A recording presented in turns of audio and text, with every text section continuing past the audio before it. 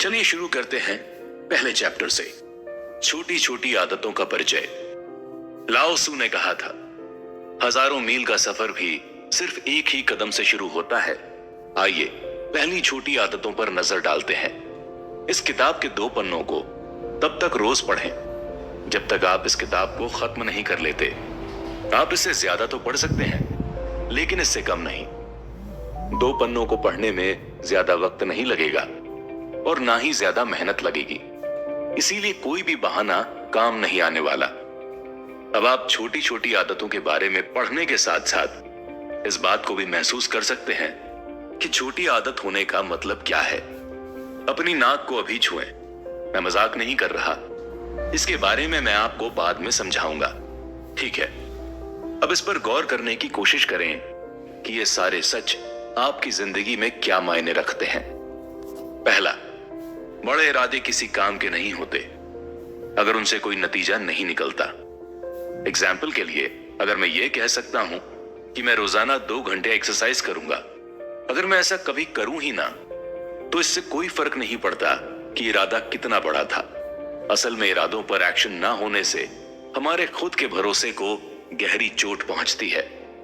दूसरी बात, स्टडी में यह सामने निकल कर आया कि लोग अपनी खुद पर काबू पाने की ताकत को हद से ज्यादा आंक लेते हैं।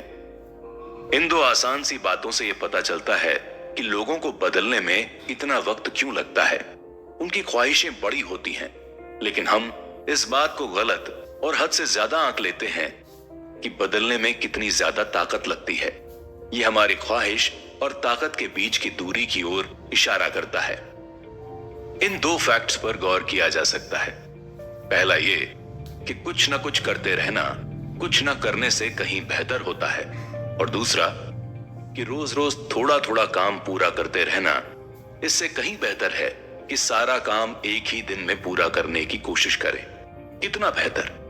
ऐसा इसलिए क्योंकि डेली थोड़े वक्त तक एक ही चीज को करते रहना इस बात की ओर इशारा करता है कि आप एक आदत को जन्म देने वाले हैं, और आगे चल के आपको फील होगा कि यह बहुत बड़ी बात है। अगर ये बातें आपको सुनने में सही लग रही हैं, तो इसके पीछे की कहानी यही है कि छोटे छोटे इरादे बड़े बड़े इरादों से बेहतर होते हैं। इंटरेस्टिंग है ना? अभी तो सिलसिला शुरू हुआ है। क्या आपको कभी ऐसा लगा कि आप फंस चुके हैं? क्या आप भी खुद को बेहतर बनाने की कोशिश में नाकामयाब हुए हैं? क्या आपने ऐसा बार बार किया है और लंबा वक्त गुजर जाने के बाद कामों को बीच में ही छोड़ दिया? मेरे ख्याल से हम सब इन हालातों का सामना कर चुके हैं, लेकिन मैं आपसे ऐसे ही और ढेर सारे सवाल पूछूंगा। क्या हो अगर आपको यह पता चले कि आपका एक्शन न ले पाना और अपने प्लान से हट जाना आपकी दिक्कत नहीं है, इसके बजाय दिक्कत आपकी स्ट्रैटेजी में है। ऐसी स्ट्रैटेजी जिसे ज्यादातर लोग इस्तेमाल करते या अपनाते हैं। इंसान का बर्ताव, विल पावर और दिमाग का विज्ञान आपको ऐसा रास्ता बता सकता है जो आपको अपने प्लान पूरा करने में ज्यादा हेल्पफुल साबित हो सके। एक ऐसा रास्ता जिसके बारे में बहुत कम बातचीत होती है। क्या हो अगर ये नई स्ट्रैटेजी सारा खेल ही बदल दे, और चाहे आप जो भी सोचें, लेकिन आपका यह भरोसा कभी खत्म ना हो कि आप एक्शन ले सकते हैं, अपनी मंजिल तक पहुंच सकते हैं, अच्छी आदतें बना सकते हैं, या फिर यह आपकी जिंदगी बदल सकता है। मिनी हैबिट या छोटी छोटी आदतों की दुनिया में आपका स्वागत है। मुझे पता है कि शायद ये चीजें आपको जरूरत से ज्यादा बेहतर लगें, लेकिन आप मेरी मिनी ऑटोबायोग्राफी को जरूर पढ़ें। ये वो सच्चाई है जिसने मुझे 2012 के आखिर तक अपनी चीजों की शुरुआत करने की हिम्मत दी। मेरे पिछले 10 साल इसी कंफ्यूजन में बीते कि मैं आगे कैसे बढ़ूं, और नतीजे भी डिमोरलाइज करते रहे। इसके बाद मैंने एक ऐसा रास्ता अपनाया जिसने जंजीर को तोड़ने में मेरी मदद की। इसके बाद मैंने यह जानने की कोशिश की कि यह स्ट्रैटेजी काम कैसे करती है, और मैं इस बात से हैरान था कि सब कुछ इतने आराम से कैसे फिट हो सकता है। और अब यह किताब आपके सामने है। हम सब खुद पर ही इल्जाम डालने में आगे हैं कि हम कुछ हासिल नहीं कर पा रहे, लेकिन अपनी स्ट्रैटेजी को नजरअंदाज कर देते हैं। इसके बजाय हम इन्हें बार बार इस्तेमाल करते हैं जिससे वे काम आ सकें। लेकिन एक बात है कि अगर कोई स्ट्रैटेजी आपको बार बार हार का मुंह दिखा रही है, तो आपको स्ट्रैटेजी बदलकर ही पड़ता कि यह भी आपके काम ना आए। ये एक ऐसा सबक है जिसे सीखने के बाद लगा कि इसे तो सालों पहले सीख लेना चाहिए था। मैंने आपसे अपनी नाक को छूने की बात कही थी क्योंकि मैं ये चाहता था कि आप खुद को कुछ साबित कर सकें। सबसे पहले इस बात पर गौर करें, आपको अपनी नाक पकड़ने के लिए कोई इनाम नहीं मिलने वाला था। दूसरी बात ये मान लीजिए कि आपने ऐसा इसलिए किया क्योंकि आप ऐसा कर सकते हैं। अगर आपने ऐसा नहीं किया तो अब करें, क्योंकि ये शब्द आपके लिए ही है। अगर आप जिद्दी हैं तो आप कोई और छोटी मोटी चीज भी कर सकते हैं। आपने अपनी नाक को इसलिए छुआ क्योंकि इस काम को करने में आने वाली रुकावट आपकी विल पावर से ज्यादा नहीं है। मुबारक हो, अब आपको मिनी हैबिट या छोटी छोटी आदतों की मंजूरी मिल गई है। विल पावर के सिलसिले में यह आम सी बात है। अगर आप अपनी नाक को छू सकते हैं तो आपको इस किताब की स्ट्रैटेजी से सफलता मिल सकती है। मैं मजाक नहीं कर रहा। मेरी यह किताब सिर्फ इसलिए मौजूद है क्योंकि मैंने 28 दिसंबर 2012 को एक पुशअप किया था। एक बार में 16 पुशअप करने की काबिलियत का राज भी इसी में छुपा है। मैं रोज लिखता और पढ़ता हूं क्योंकि मैंने वो पुशअप किया था। उस एक पुशअप की वजह से मेरी जिंदगी में कई अहम बदलाव आ गए। हमारी हर बड़ी कामयाबी की बुनियाद इस बात पर टिकी है कि उससे पहले क्या हुआ था। जब आप पीछे मुड़कर देखेंगे तो आपको वह पहला कदम नजर आएगा जहां से यह सफर शुरू हुआ था। बिना उस पुशअप के मैं आज भी लगातार जिम जाने, पढ़ने और लिखने का हौसला नहीं जुटा पाता। उस पुशअप ने मेरी इस नई स्ट्रैटेजी का पता लगाने में मेरी मदद की, जिसने मुझे इतने सारे फायदे दिए। क्या आप उस एक छोटे से एक्शन के बारे में नहीं जानना चाहते जिसने मेरी दुनिया ही बदल दी? चलिए जानते हैं कि यह सब कैसे शुरू हुआ। दी वन पुशअप चैलेंज, मैं उसे दी गोल्डन पुशअप का नाम देना चाहता हूं। 28 दिसंबर 2012 की बात है और नया साल बहुत करीब था।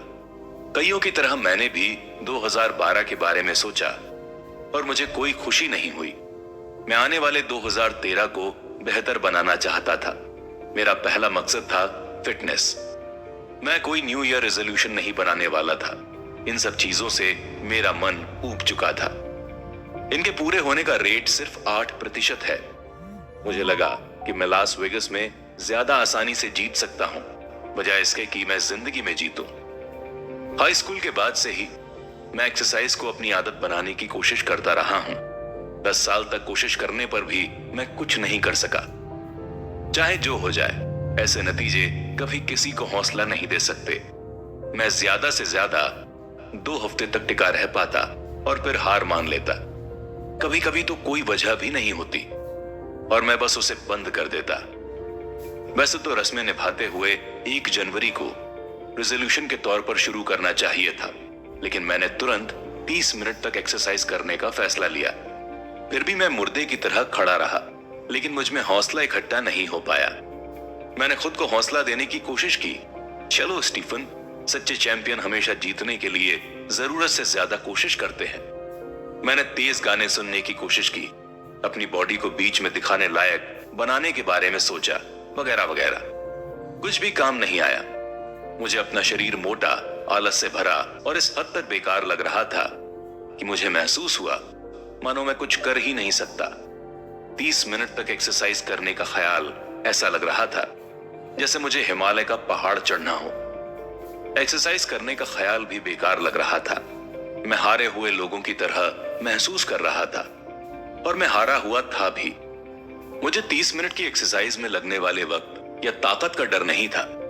मुझे डर इस बात का था कि इसे पूरा करने के लिए कितना काम करना पड़ेगा। एक जगह से दूसरी जगह तक की दूरी तय करने का डर था। मेरे दिमाग पर 1 साल तक की एक्सरसाइज का बोझ आ गया था। मुझे बिना कुछ किए ही बुरा लग रहा था और मेरे हौसले भी पस्त हो चुके थे। फिर नया मोड़ या टर्निंग पॉइंट कैसे आया? मैंने महीनों पहले माइकल मिचाल्को की एक बेहतरीन किताब पढ़ी थी जो कलाकार की सोच और दिक्कतों को हल करने के ऊपर लिखी गई थी और जिसका नाम है थिंकर टॉयज। इसमें कलाकार की सोच वाले एक टॉय के बारे में बताया गया है जिसका नाम है फॉल्स फेस। जो कुछ भी आप अभी सोच रहे हैं, फॉल्स फेस में उसका ठीक उल्टा सोचना है और यह देखना है कि कैसे इससे कलाकार वाले ख्याल निकल कर आ रहे हैं। इसकी एक आसान सी मिसाल यह है कि आसमान को छूने वाली बिल्डिंग बनाने के बजाय क्या हो कि अगर हम एक ऐसा ढांचा तैयार करें जो जमीन के अंदर हो। यह आपके कलाकार वाले ख्याल को बाहर ले आता है और अपनी सोच से बाहर निकलकर बाकी चीजों की ओर भी देखें। मेरे पास हल करने के लिए एक मुश्किल थी और मेरे दिमाग में यह तकनीक आई। मैंने 30 मिनट के वर्कआउट का ठीक उल्टा सोचा।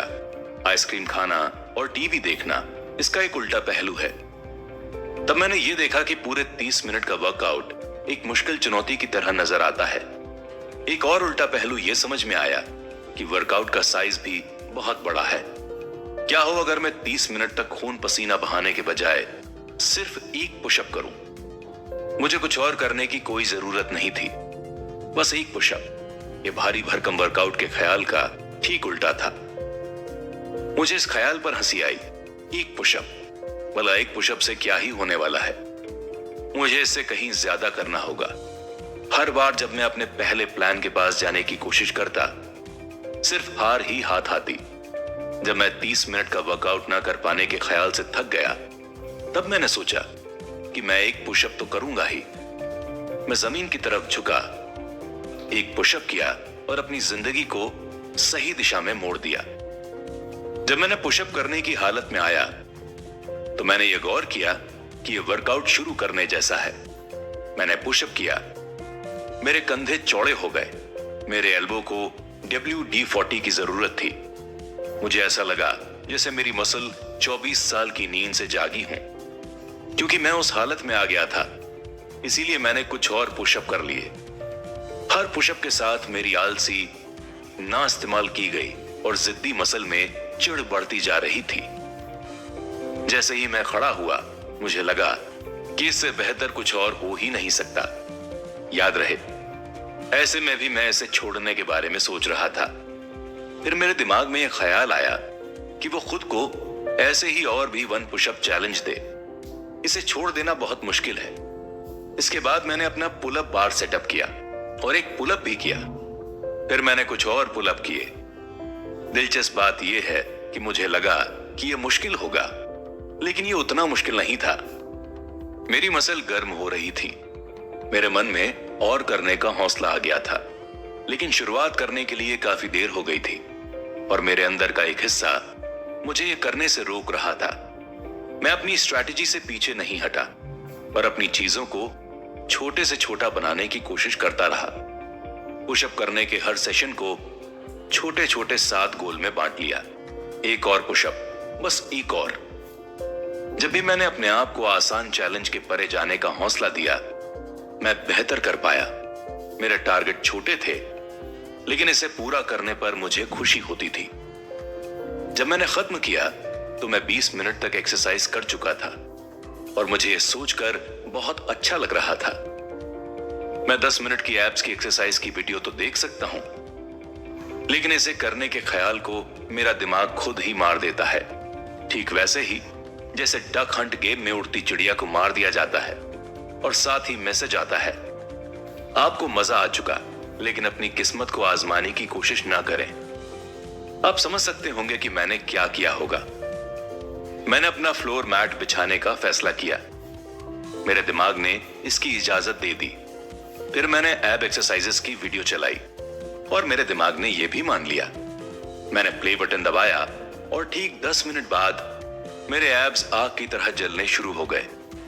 आपको यह समझना होगा कि ये सारे फैसले अलग अलग लिए गए थे। मैंने कभी ये नहीं सोचा कि मैं 10 मिनट तक एक्सरसाइज करूंगा। अगर ऐसा होता तो मैं ऐसा कभी नहीं कर पाता। जिस दिन मैंने अपने एक पुशअप को 30 मिनट के वर्कआउट में बदल लिया, उस दिन मैंने द 1 पुशअप चैलेंज के बारे में लिखा। यह आज तक मेरी सबसे मशहूर पोस्ट में से एक है।